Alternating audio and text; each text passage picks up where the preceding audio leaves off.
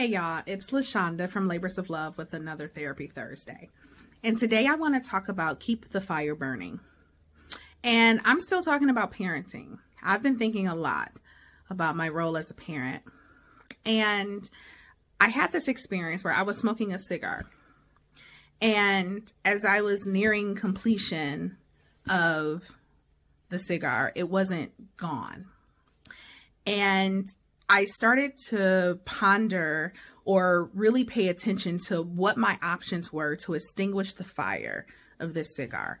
One way is I could have just let it burn out, right? I could have stopped stimulating it, and the fire would have kind of fizzled out. Or I could have stifled the fire by smushing the cigar. And that made me think about parenting. Our children have a fire within them.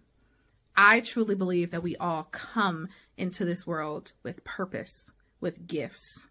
Not something outside of us that we got to go find, but it's already inside of us.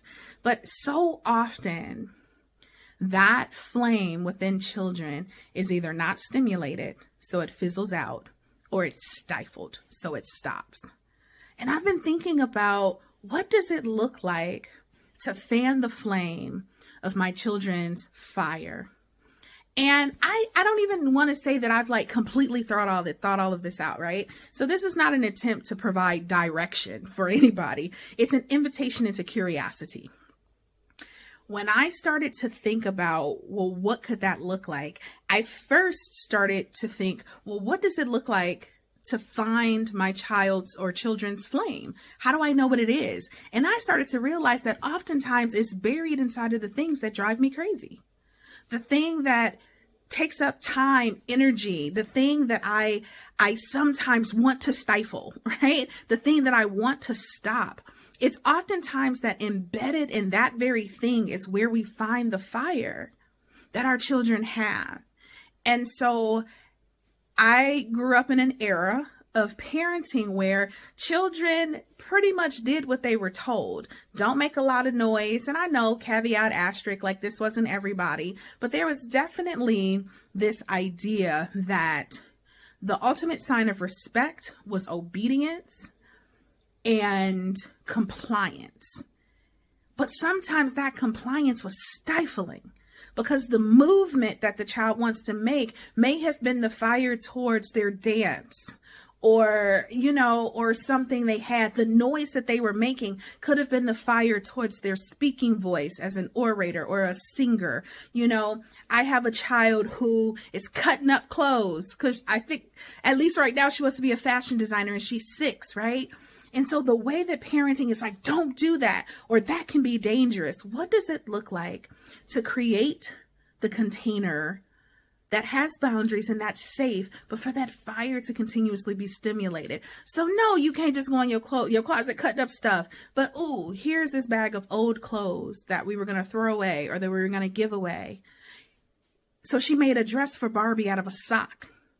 Right? The boundless energy of one of my other daughters that sometimes you're like, oh my goodness, can you just sign? But there's so much there. And so I want to be on the lookout.